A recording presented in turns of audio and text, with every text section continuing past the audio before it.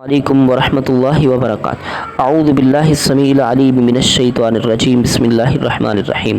جی تو dear students, پیچھے ہم نے حضرت سلیم رضی اللہ تعالی عنہ کا واقعہ حالات زندگی پڑھا ہم نے۔ آج انشاءاللہ حضرت عطیہ رضی اللہ تعالی عنہ کا جو ہے حالات زندگی کو پڑھیں گے۔ اس سلسلہ کی یہ آخری کڑی ہے، ٹھیک ہے جی۔ آپ کا نام نصیبہ بنت حارث تھا، ٹھیک ہے، کنیت عطیہ تھی۔ آپ کا تعلق انصار کے قبیلہ ابی مالک بن نجار سے تھا، ٹھیک ہے جی۔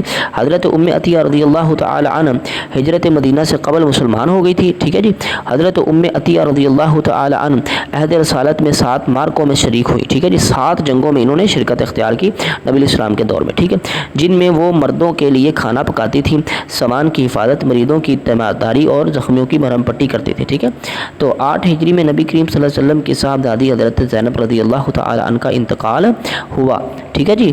تو حضرت عطیہ رضی اللہ تعالی عنہ اور چند عورتوں نے مل کر ان کو غسل دیا۔ یہ بھی ان کو سعادت نصیب ہوئی ہے کہ نبی کریم صلی اللہ علیہ وسلم کی بیٹی کو غسل دیا، ٹھیک ہے۔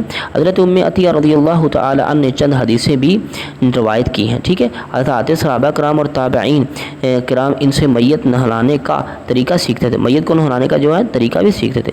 حضرت عطیہ رضی اللہ تعالی عنہ احکام نبوی کی خصوصی پابندی کرتی تھی۔ نبی کریم صلی اللہ علیہ وسلم نے بیعت لیتے ہوئے جن امور کا ان سے وعدہ لیا تھا، انہوں نے ہمیشہ ان کی پاسداری کی۔ صحابیات کے حالات زندگی میں مسلمان خواتین کے لیے سبق ہے کہ وہ اپنی زندگی کو اللہ اور اس کے رسول نبی کریم صلی اللہ علیہ وسلم کے احکام کی روشنی میں گزاریں، زندگی کے مختلف شعبہ جات میں نمایاں کردار ادا کریں اور ملت اور قوم، ملک اور ملت کا نام روشن کریں۔ چلے جی، انشاءاللہ مشق اگلے لیکچر میں ہوگی۔ آج ہم یہاں پہ یہ سبق کو ختم کرتے ہیں جی۔